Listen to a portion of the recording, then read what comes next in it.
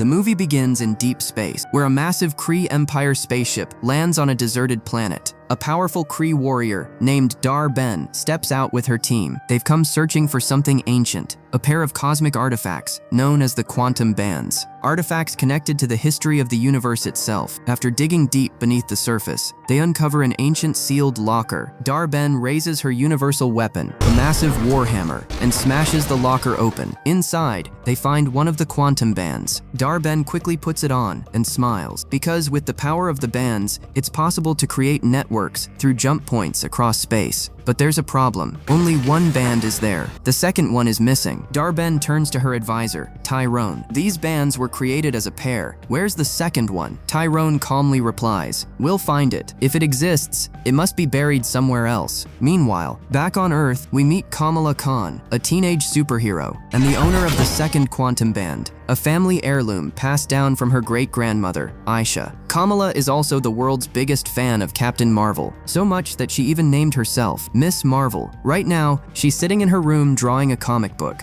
imagining the day she finally meets Captain Marvel in person. But suddenly, her bangle starts glowing. Bright cosmic energy begins leaking out from inside it. Kamala is completely shocked, but before she can understand what's happening, she suddenly teleports out of her room and disappears. Next, we see Captain Marvel herself. She's been living alone in space for years, alongside her alien cat, Goose. Inside her spaceship, she's revisiting old memories using a special device, remembering how she got her powers, how she defeated the Supreme Intelligence, and saved countless lives. Suddenly, an alert wakes her up. It's a call from Nick Fury. He tells her, a sudden energy surge has shaken the entire jump point network. Our neural team traced the source to planet MB-418. Captain Marvel is instantly concerned, because jump points are basically cosmic wormholes, used for traveling across space instantly. And if their energy is suddenly increasing, that means someone is actively using them. Since Captain Marvel is already nearby, Nick Fury asks her to investigate planet MB-418. She agrees. Nick also mentions that Monica Rambeau and her team are researching the same anomaly. The moment Captain Marvel hears Monica's name, she freezes, because Monica is the daughter of her old best friend, the little girl she left behind on Earth years ago, before disappearing into space. And she has no idea that Monica now has powers too. In the next scene, we see Monica aboard a space station with her team, trying to repair technical problems caused by the unstable jump points. At the same time, Captain Marvel arrives on planet MB-418 to investigate the disturbance. Meanwhile, Monica moves closer and closer toward the leaking jump point energy, trying to scan it. Both Monica and Captain Marvel are connected through a call with Nick Fury, but neither of them talks to each other, because Monica is still angry at Captain Marvel for leaving Earth behind. Captain Marvel discovers the broken remains of the ancient locker and realizes someone definitely came here using the jump point system. Meanwhile, Monica becomes fascinated by the beautiful cosmic energy leaking from the portal. It almost hypnotizes her, and without thinking, she reaches out to touch it. At the exact same moment, Captain Marvel also comes into contact with the unstable energy, and instantly, everything changes. Captain Marvel, Monica, and Kamala all teleport at the same time, switching places with one another. Captain Marvel suddenly appears inside Kamala's bedroom on Earth. Kamala gets teleported into outer space, wearing Monica's spacesuit, and Monica appears on planet MB-418, right where Captain Marvel was standing moments earlier. Captain Marvel looks around Kamala's room in total confusion. The walls are covered with drawings, posters, and fan art of her, and in that moment, she realizes something. The girl who lives here absolutely idolizes her. After that, Captain Marvel quickly says hi to Kamala's parents and tries to leave, but the moment she uses her powers again, she suddenly switches places with Monica and gets teleported straight back to planet MB-418. The second she arrives, Dar-Ben's soldiers attack her. Captain Marvel starts taking them down one by one and grabs one soldier, demanding answers. What did Dar-Ben do, and what does she want? The soldier tells her, "You're too late. She's already headed to the Skrull planet, Tarnax, and now you can't stop her." Suddenly, more Kree soldiers begin arriving, so Captain Marvel quickly escapes and returns to her ship. She immediately contacts Nick Fury and tells him Dar-Ben is behind all of this, and she's heading to Tarnax. Then she quickly leaves for the Skrull planet. Meanwhile, aboard Nick Fury's space station, Monica and Fury are trying to understand how Kamala somehow teleported into space, because Kamala was never supposed to have teleportation powers. Back on Earth, Kamala finally returns home, and the moment her parents tell her that Captain Marvel was actually inside their house, she completely freaks out with excitement. In the next scene, Captain Marvel finally arrives near the Skrull planet, Tarnax. Dar-Ben's ship is already there, so Captain Marvel cloaks her ship to become invisible and sneaks aboard the Kree vessel. But Dar-Ben isn't there. She's already down on the planet, meeting the Skrull leader, Droge. The Skrull leader explains how his people have spent years wandering through space, living like refugees, still treated like outsiders everywhere they go. Dar-Ben then offers them hope. She promises the Skrulls a new home on her planet. After Captain Marvel destroyed the Kree Supreme Intelligence years ago, the Kree homeworld, Hala, began dying. The atmosphere collapsed, the air became toxic, and now Dar-Ben is desperate to save her people. That's why she wants the quantum bands. Using their power, she plans to steal the clean air from Tarnax and transfer it to Hala. Dar-Ben tells Droge, "We can bring new life to my planet together. I want peace now, not war. You and your people can survive with us." At the same time, Captain Marvel is still sneaking through the Kree ship, but suddenly a Kree soldier attacks her. The moment she uses her powers to fight back, she switches places with Kamala again, and instantly, Captain Marvel gets teleported back to Kamala's house, while Kamala suddenly appears inside the Kree spaceship. Kamala is terrified, especially when Goose the alien cat casually eats 2 Kree soldiers right in front of her. Panicking, Kamala uses her powers and immediately teleports back home again, this time bringing Goose with her. At the same moment, Monica gets teleported onto the Kree ship instead, and Captain Marvel suddenly appears inside Nick Fury's station, where Monica was standing earlier. Back at Kamala's house, Kamala is completely freaking out because Goose is now sitting in her living room. Her parents are confused too, but things get even crazier when Goose suddenly spits the 2 Kree soldiers back out alive. The soldiers instantly attack everyone inside the house. Kamala and her family barely dodge their attacks while trying to stop them. Meanwhile, Captain Marvel explains to Nick Fury that all of this started after touching the unstable jump point energy. Then, the second she uses her powers again, she teleports right back to Kamala's house. Now, things become complete chaos. Every time Kamala, Monica, or Captain Marvel use their powers, they randomly switch places with each other. And while teleporting non-stop, the 3 heroes fight Dar-Ben's soldiers together across different locations.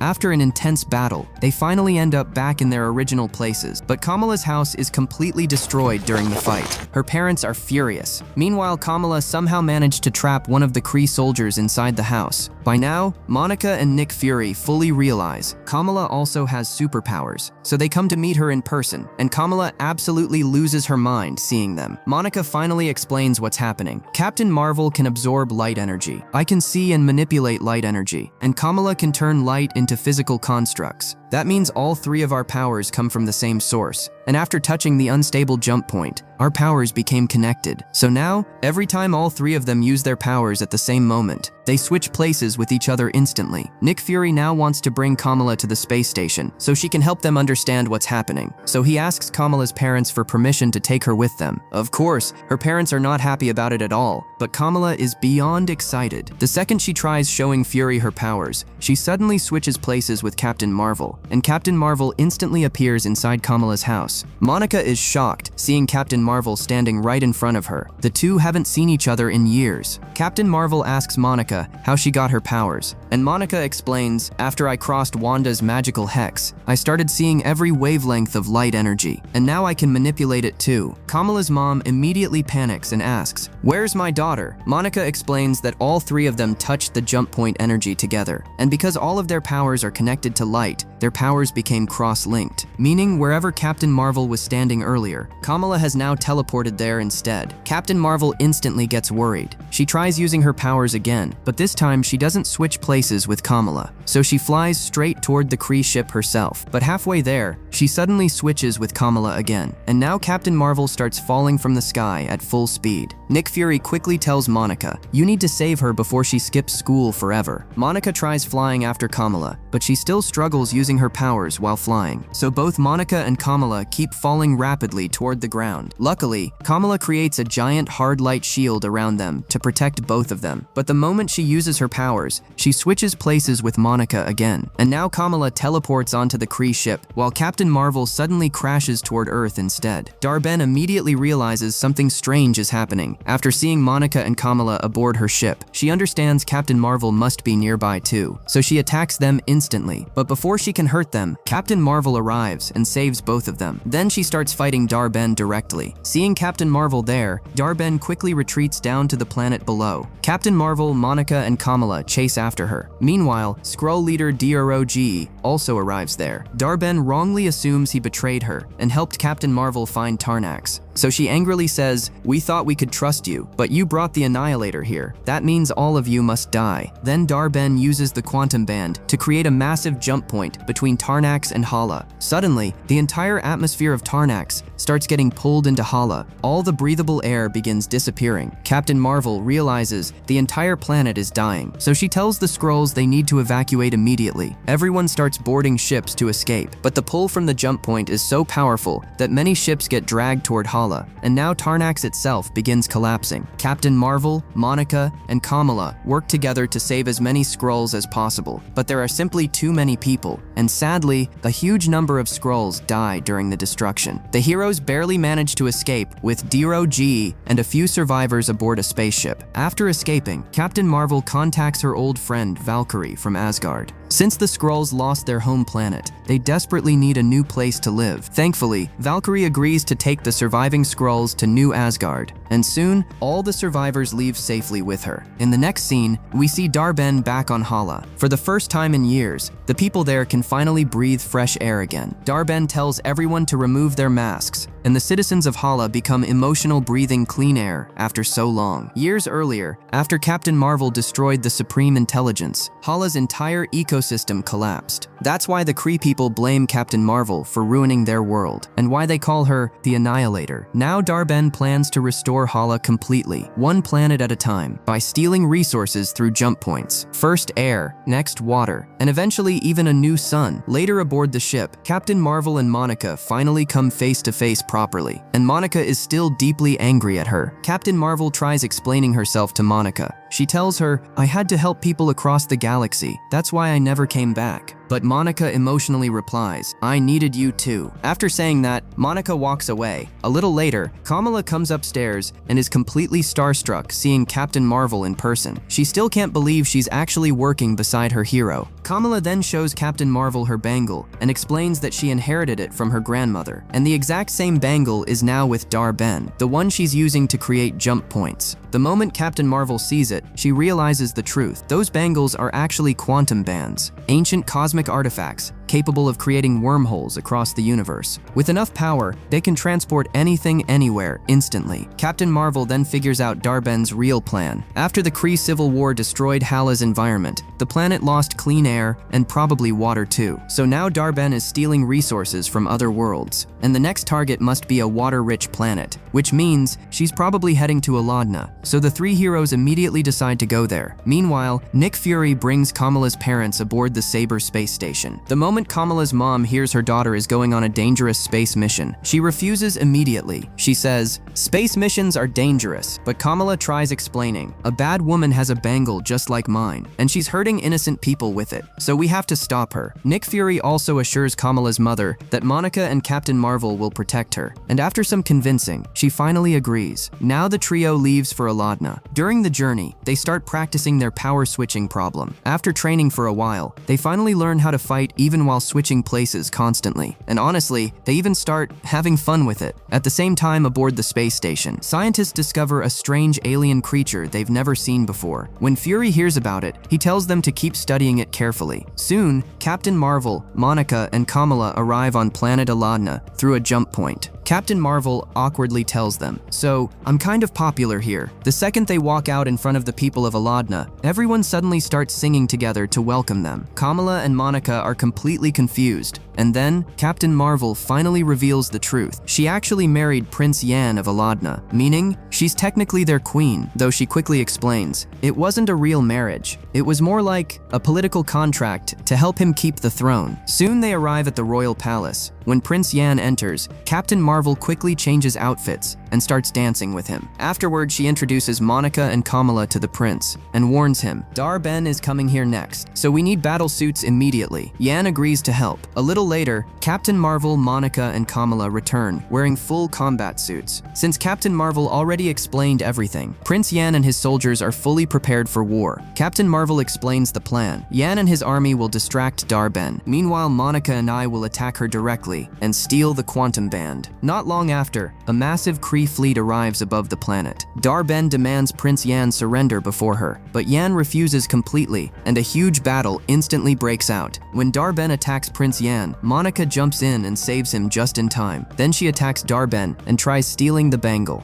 At the same time, Captain Marvel, Monica, and Kamala keep switching places non-stop during the fight, which makes it extremely difficult for Dar-Ben to keep up with them. An intense battle begins. But during the fight, Captain Marvel fires a powerful energy blast at Dar-Ben, and Dar-Ben absorbs the energy using the quantum band, then blasts the same energy right back at Captain Marvel, sending her flying across the battlefield. Now that Kamala is fighting too, Dar-Ben finally realizes Kamala has the second quantum band, and soon, Dar-Ben successfully opens another jump point. This time, the entire ocean of Aladna starts getting pulled toward Hala. Captain Marvel realizes the planet is losing all its water, so she quickly decides to destroy the jump point by crashing their ship into it, even though it could kill all three of them. But before they collide, Kamala secretly teleports the ship away to another planet, saving all of their lives. Captain Marvel gets at Kamala because they failed to save Aladna. Kamala tries explaining to Captain Marvel that she only saved them because if Captain Marvel had died, Dar-Ben would have taken Kamala's quantum band too, and with both bands together, she would have become unstoppable. Monica then asks, so what do we do now? Captain Marvel realizes something important. Dar-Ben is targeting places and people connected to her personally, which means her next target has to be Nick Fury. Meanwhile, aboard the space station, strange alien creatures suddenly start appearing everywhere. Everyone panics. At the same time, Dar-Ben attacks the station. The entire space station starts falling apart. Alarms are going off everywhere, and there aren't enough escape pods to save everyone. But then, they discover the weird creatures are actually Goose's eggs, and baby alien cats have started hatching from them. Nick Fury suddenly gets a crazy idea. Since the alien cats can swallow people safely into pocket dimensions, he starts using the baby flurkins to rescue everyone. This way, they can fit hundreds of people into a single escape pod. Soon, Captain Marvel, Monica, and Kamala arrive at the station too. Kamala's parents are relieved seeing her safe. After that, everyone helps load survivors into the giant alien cats. And once all the people are safely swallowed, the cats themselves are placed inside escape pods and launched away from the station. Monica then tells Nick Fury, we found Dar-Ben, and now she's trying to steal our son. We have to stop her. Kamala also tells her family, I need to go back. The entire universe is in danger, and if the universe is in danger, then so are all of you. I can't let anything happen to my family. Kamala's mother emotionally tells her, you were chosen for something important, so go, but promise me you'll come back. Nick Fury suggests hiding Kamala's quantum band somewhere on Earth, but Kamala explains, Dar-Ben already opened a jump point connected to the sun, and to close it safely, they'll need both quantum bands together. So the three heroes immediately leave to save the sun. Meanwhile, Nick Fury safely escapes to Earth with Kamala's family and the station survivors. Everyone survives, but then they look up and realize the sun itself has started disappearing. Captain Marvel finally confronts Dar-Ben directly. She tells her, I know you're trying to save your planet, but this path is going to kill billions of people. Dar-Ben replies, you started all of this. Now give me the second quantum band. At that exact moment, Monica attacks Dar-Ben according to their plan. Kamala joins the fight too, and now all three heroes battle Dar-Ben together. An intense fight breaks out. During the battle, Dar-Ben gets badly injured because she can't handle fighting all three of them at once. A sharp metal shard even gets lodged inside her body. Kamala tries reasoning with her one last time. It's not too late. Please give the band back. But Dar-Ben refuses. She blames Captain Marvel for destroying Hala and killing their son. Then Monica tells her something shocking. Captain Marvel can fix your son. It's not completely dead yet. She can reignite it with her energy. Captain Marvel hesitates. She's never done anything like that before, but Monica reminds her, none of us had done any of this before either. You can do it. Captain Marvel then removes the massive rock trapping Dar-Ben. But suddenly, Dar-Ben attacks them again using her universal weapon. This time she grabs Kamala hostage. Kamala screams in pain because of the hammer's energy, and then Dar-Ben steals Kamala's quantum band too. Now she finally has both quantum bands. Monica desperately warns her, "Don't do this. The energy is too powerful. It'll kill you." But Dar-Ben doesn't listen. Captain Marvel attacks her and pushes her away from Kamala. Dar-Ben then tries using both quantum bands together, but the power becomes completely unstable, and the energy overload destroys her instead.